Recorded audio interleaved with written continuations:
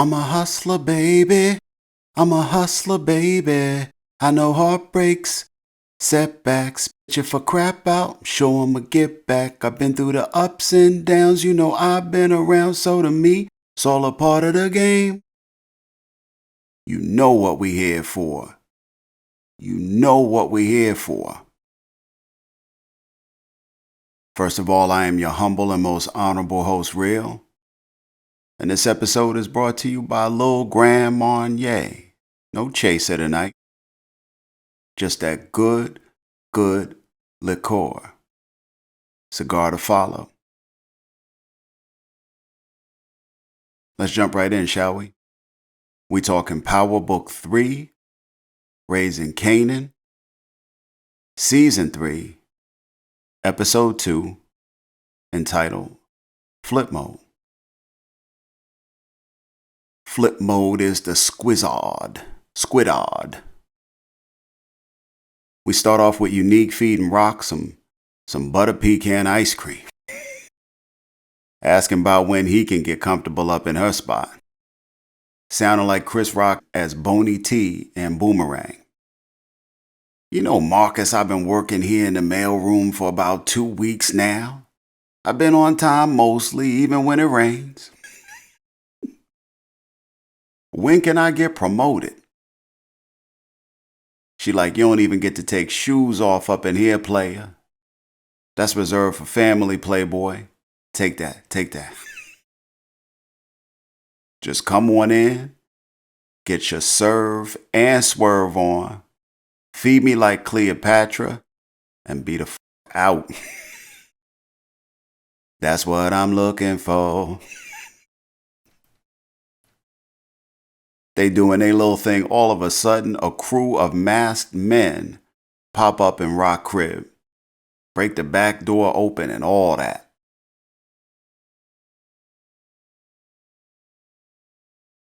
I just want to know what security system was caught slacking that evening. What was that? Simply Safe? Ring ADT?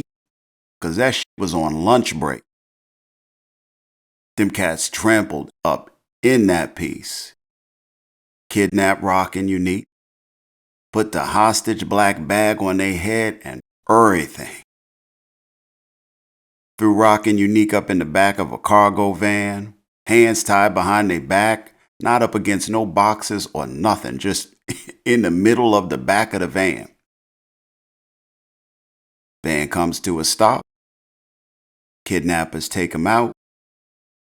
Of course you know who it is. It's Stefano Marchetti.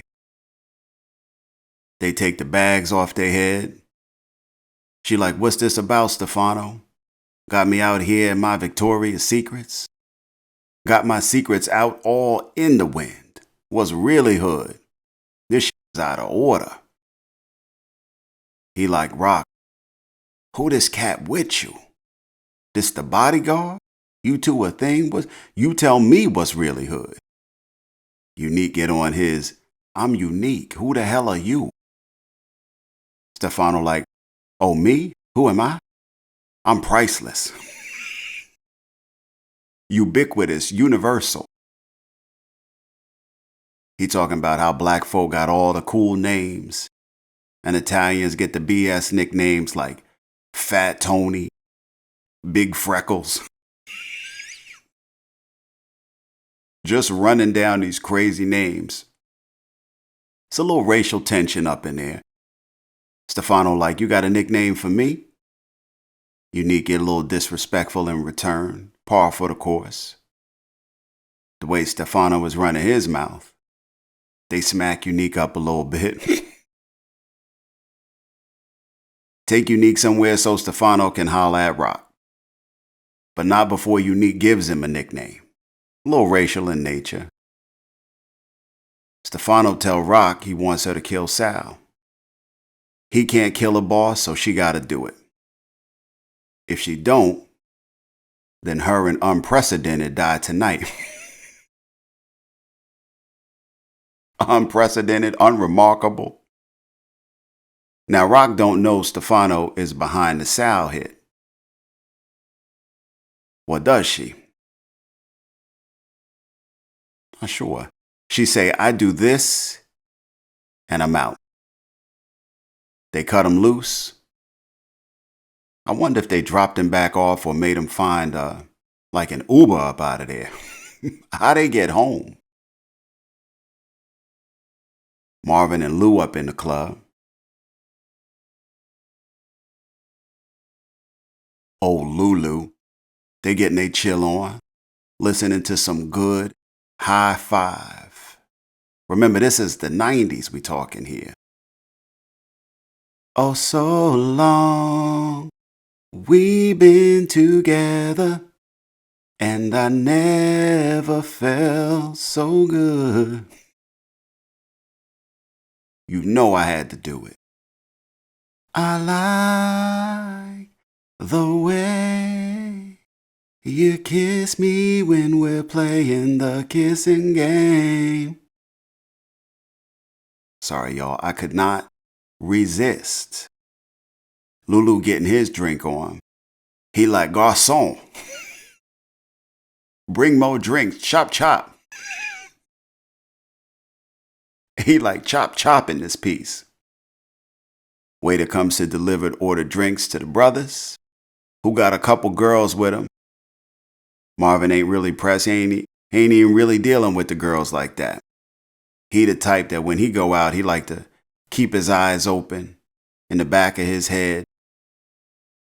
He ain't got time for none of the foolishness.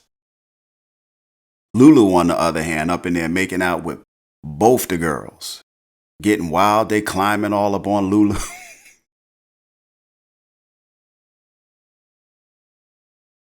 Lou just so happens to knock the drink tray over as the waiter brings the drinks.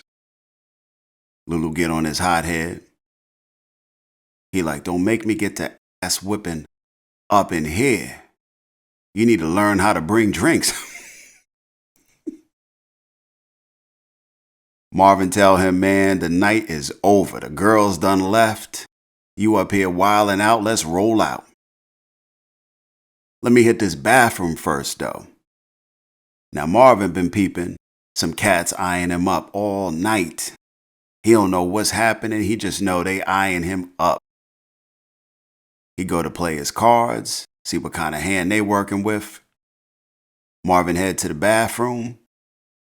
Wait up in there with the gat out. Knowing they gonna follow. If they follow, they on some shit. If they don't follow, all good, they leave the club in peace. But they do follow. They come up in there asking if he got blow for sale. Marvin up in there thinking they the op. Now relieved, but pissed. He like, oh, so you stereotyping folks now. Can I come out and get my drink and chill on? I mean, damn. They tell Marvin he looked like the cat they bought blow from last week. Marvin like, just for shits and giggles, if I was selling, how much you buying for? Marvin find out these cats is overpaying. He like, okay. They like, so you do sell drugs, yes? He like, hell yeah, but that don't excuse you from stereotyping me. Here's my number. Hit me up next time you ready to party. In the city, the funeral is happening for Burke, Detective Burke. So every cop in the city or in that area and precinct is up in there, or they supposed to be at least.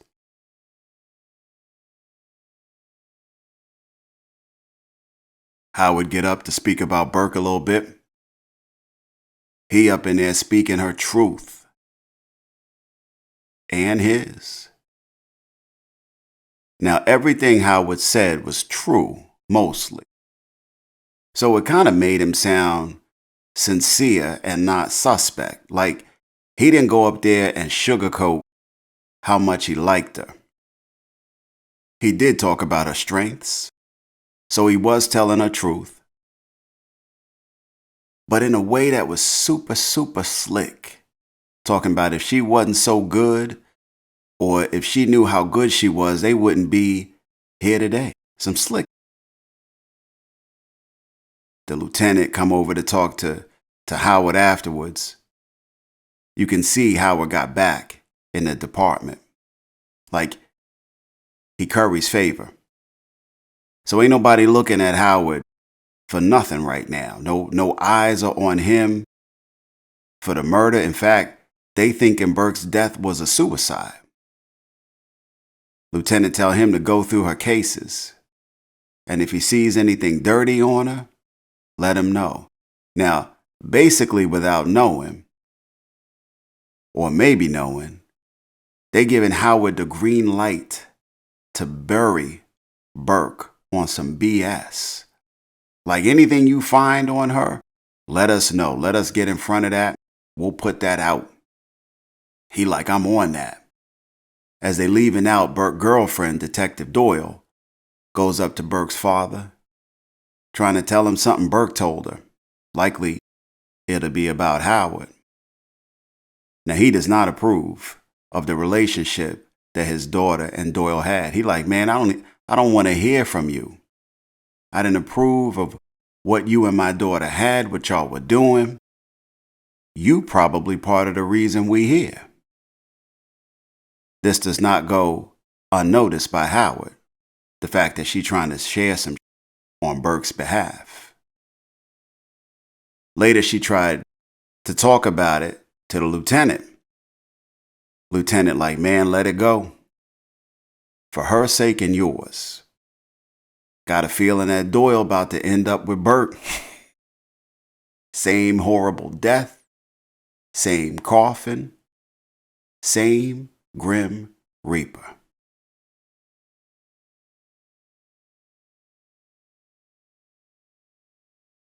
Jukebox still trying to find out what she want to do with her life.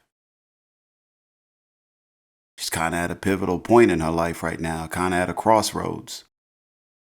She lurking outside Burke's funeral, watching all the cops go in. Juke tried to tell Burke to watch herself and that this might happen. And now she dead. She piece up out of there, head down to recruiting headquarters, looking to sign up with the Army or the Marines, one of them. She just want to get the hell out of Dodge. They telling her, okay, we need you to sign these forms, do a little paperwork. She like, damn all that. How soon can I get in and out of Queens? They like, hold on, little playette, slow your roll. Let's do your evaluation. Make sure you ain't cray-cray. Ain't gonna be no Full Metal Jacket incidents up in this piece on my watch. She come home. Marvin getting a rap with Nicole Pops. Her pops came over to let her know about an open audition for a girl group. Thought Juke might be interested. Marvin and him getting a good rap over a beer, laughing, joking. Now this piques her attention, but she winds up telling him she's not really singing anymore. That's not really her thing anymore. To this, Nicole's dad is disappointed. Gets a little sentimental. Says Nicole thought the world of your voice. So I'm going to leave this info with you just in case you change your mind.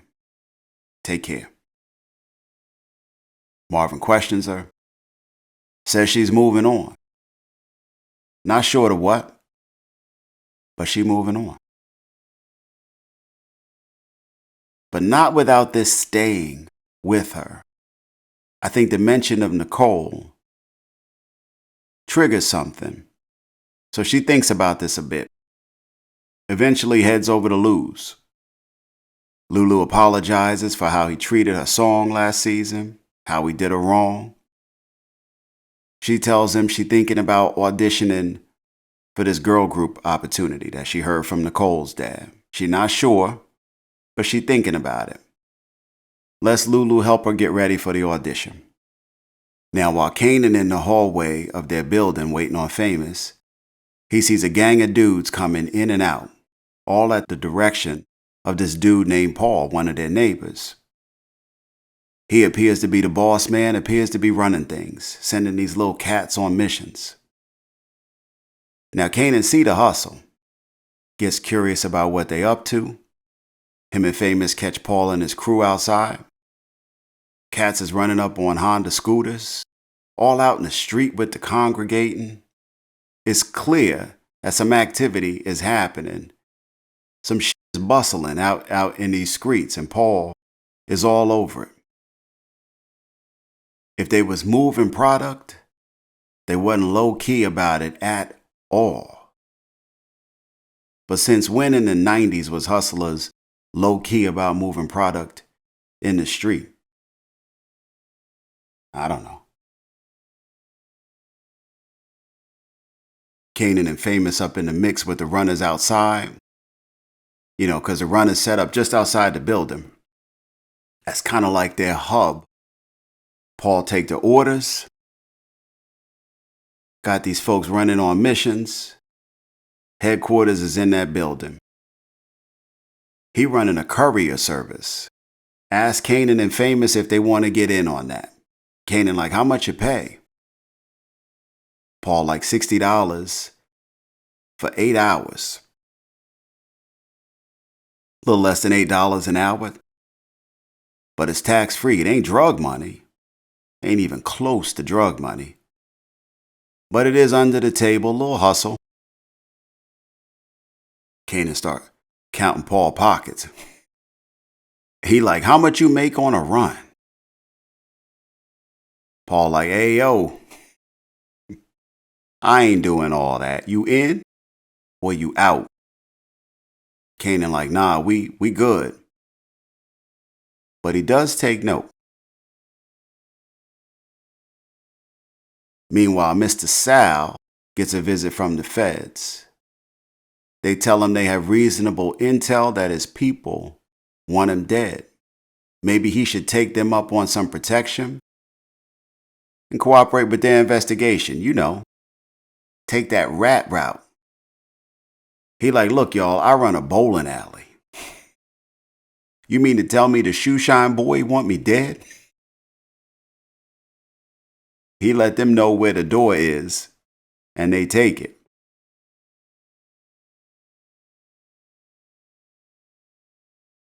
As the days start to go on, he starts to feel the weight of his recent activity, or his lack of, bearing down on him. How he messed that hit up on Rock. And now not only are his cleanup days over, but his wake-up days about to be over as well.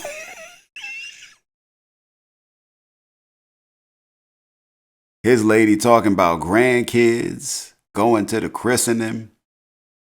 He thinking he ain't gonna make it to be there to enjoy any of it. I mean, because let's face it, at least as we see on TV, when it's known that you're wanted dead within that circle of this thing of ours, it's only a matter of time before they get you. Like, those days are numbered. Turn the hourglass over. Time to get your affairs in order. Cancel Christmas. You about to be done. It's just a matter of time. He taking it like a trooper, though. Fate accepted.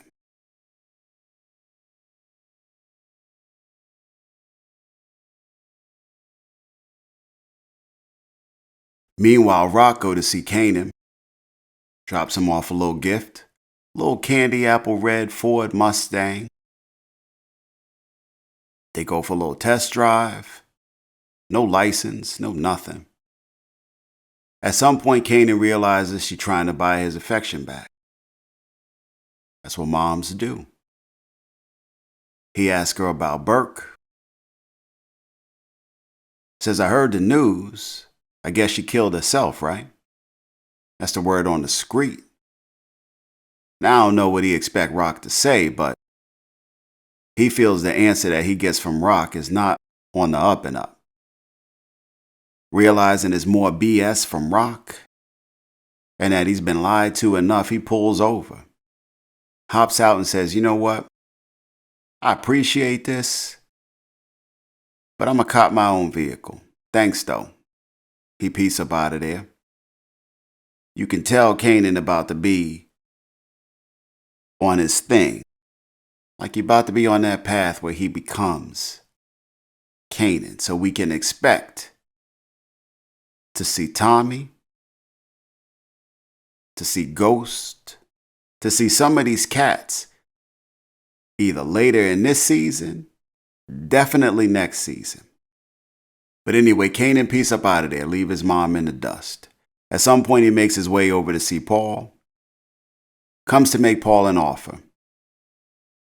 Says he would like Paul to move his drugs using his courier service. Kanan want Paul to work for him. In a way, Kanan sees it as a partnership.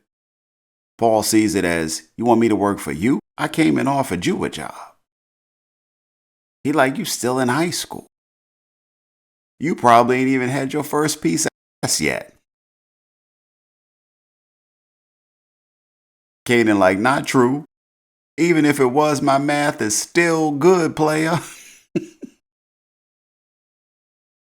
Kanan lay down what the plan is, which piques Paul's curiosity.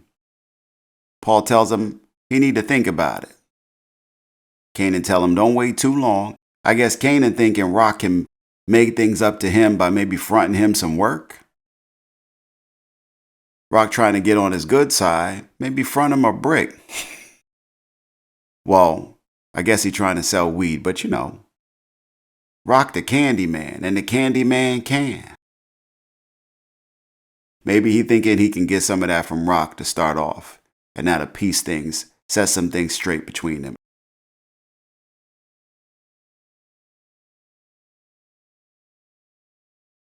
Detective Howard up in the precinct, working as the brother does.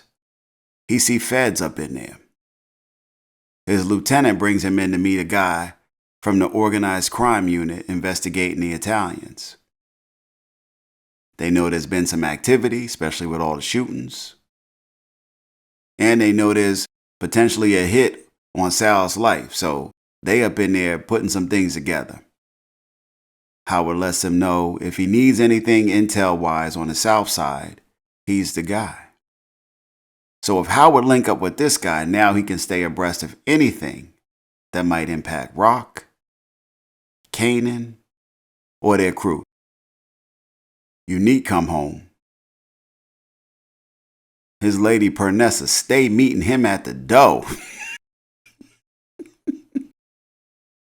Ronnie up in the living room starching up a fresh La Tigra. He took out the dryer 5 hours ago. Gotta get them wrinkles out.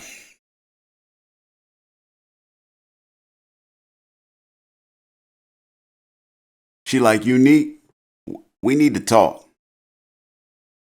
Ronnie eyeing her up like, I'm right here. You making it real obvious you about to go upstairs and talk about me, playette. I know this your house, but it's my house, biatch. They go upstairs. PERNESSA like, yo, Ronnie, cray. Yo, he was watching TV after TV went off last night. Like, who does that? Unique like, yo, that's just Ronnie. He clearing his head. Chill out, girl. Notice how she said this happened last night. So clearly Unique was not home. Now, whether love should have brought him home last night or not, the undertone in this scene is that PERNESSA probably ain't seen Unique in some days. That's why she meet his ass at the door. She up in there with Ronnie by herself for days. We know where Unique time being spent at. Feeding his Cleopatra. Over at Rock's feeding her the finest Briars has to offer, all the flavors. She know who Unique is. If you dealing with a boss like that and you his lady, you know what the deal is. So him being out of pocket is par for the course. He dip up out of there. She gives him no fuss. He go down to see Stefano. They greet each other with the same energy from the kidnapping.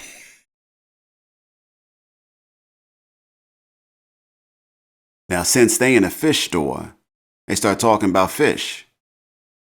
You know, kind of like an icebreaker. Stefano is surprised to see him. Unique trying to break the ice. You know, Unique is a talker. He's a businessman.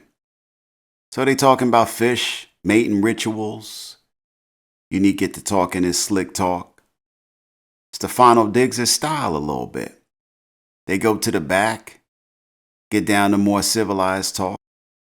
Unique tells him he wants to work with him in the heroin game. He want part of that H business. Says Rock's out the game. So he really here to just talk about business the two of them can do. Stefano tells him he need to talk to the family, get their blessing. Unique says that's cool. They share some pleasantries. Seems like a good meeting. Seems like they're going to have a nice little relationship. For what that's worth, better than their last forced meeting. Marvin gets a rap with Rock. She tell him about what happened with her kidnapping. I wonder if she told him about Unique. I doubt it. She tell him about the hit that they need to do. Tell Marvin he can't miss.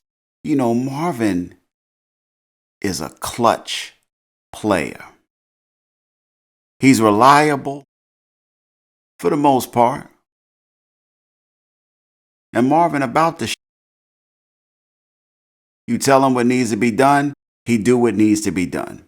He ain't trying to be the boss. He trying to play his role and do what's needed. He tell her Juliana's still hitting him up for the next re-up. She like, nah, we out of there. We closing up shop. So he like, well, I got a brick or two left over from the shit we had going on in Baisley. You know, can I do a little something with that for me? She like, you keep that. We gonna make plenty of money off this hit we gonna do on Sal. Give Marvin a little gift. Let him keep a brick or two from the Baisley efforts. Marvin asks no questions or has no expressed concerns on the hit. Like I said, team player all day. Marvin stay with a bag of Fritos though, don't he? You look up in a scene, he either got a lollipop in his mouth or he straightening up a bag of Fritos. Not only do he eat the bag of Fritos or some type of corn chip, but he be playing with the bag, straightening it out, flattening it out. Rock goes to meet Juliana and Joaquin. Tells him she out the game. You know, Liliana got them hurt feelings still from when Unique jumped in that spot. Robbed her. I don't know why she mad at Rock, because Unique was the op at that time. Maybe she don't see it like that, but she still got hurt feelings. You know, Juliana gonna get hers in the end. You know it. She talking in Spanish, saying Rock don't know who she dealing with. You know, like she the big boss. She might be a boss. And we ain't seen Juliana rocking like that. But we know how Rock get down. Now, not knowing Rock speaks Spanish, responds with, I know who you are.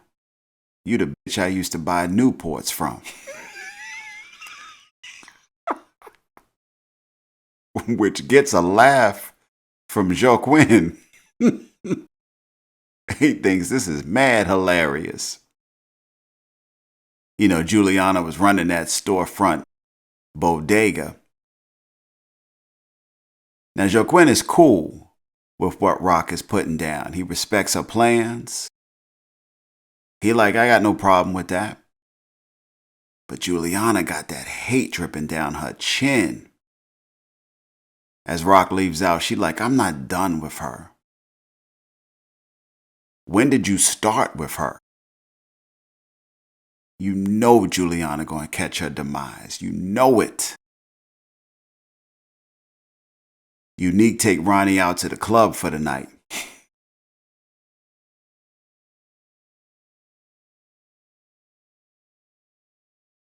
You know, because when a brother come home, one of the first things he want to do is see some ass.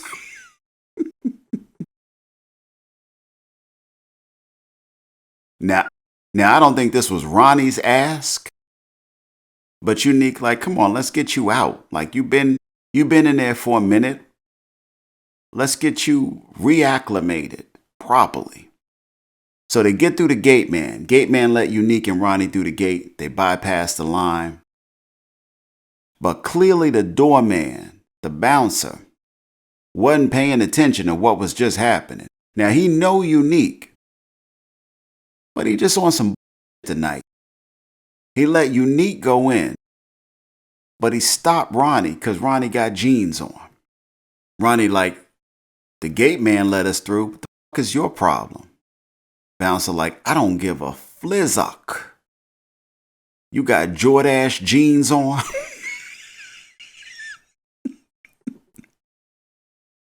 You got them Jordache jeans on and we don't allow that. What is that, Vidal Sassoon? Ronnie does not like this interaction at all. Ronnie give him that grill down. Unique come out, said homie straight like, yo, he with me. Bouncer still having a hard time understanding what's happening here. Unique tells him Ronnie just got out the joint, so he ain't up to speed yet. Bouncer let him through, but as Ronnie passes, tells Ronnie, get up to speed, convict. It done changed out here. Called him convict. Now I know Ronnie don't look like he might be a threat to most. Cause you know if a brother got glasses on, you ain't getting no respect in the streets. That wasn't earned. Off the rip, you was off in a target. Also, this is the 90s.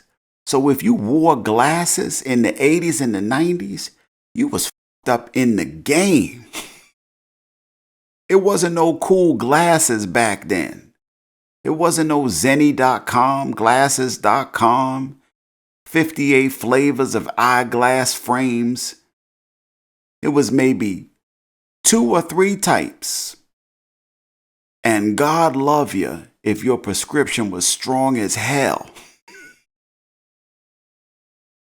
You was out in them streets trying to socialize with X-ray eyes. To ladies looking sweet. Jam on it.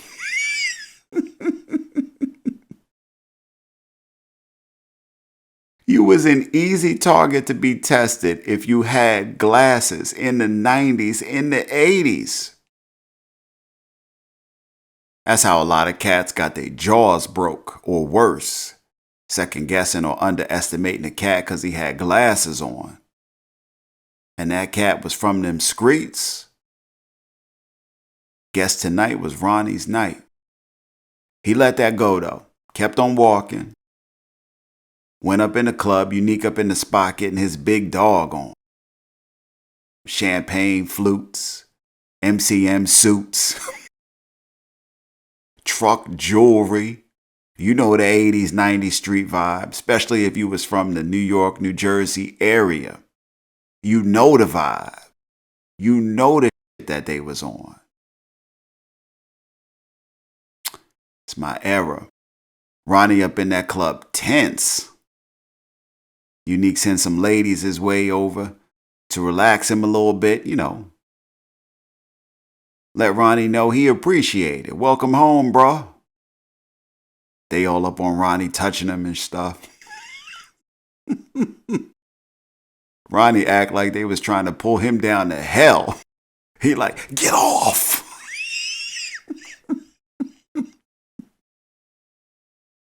Ronnie had a damn fit. He like, get off of me. He was like, Unique, this ain't my vibe. I ain't feeling none of this. It didn't really make me question if Ronnie liked females or not after being up in there. But it made me think Ronnie was going to be on some real killer shit. What Ronnie was probably feeling was the thought of choking the shit out the bouncer. I mean, Ronnie had a focus. He's sitting there grilling down the bouncer up in the club. You know the bouncer gonna meet his demise. You know it. You know Ronnie gonna show out before it's all over. It's a given. They put that man up in some glasses. He gonna be a damn terror. A damn terror. Marvin go to meet Lulu. See if he can help out with the hit. Lulu answered the door. He like, if it's for Rock, sorry, bro, can't help. Ain't f***ing with Rock.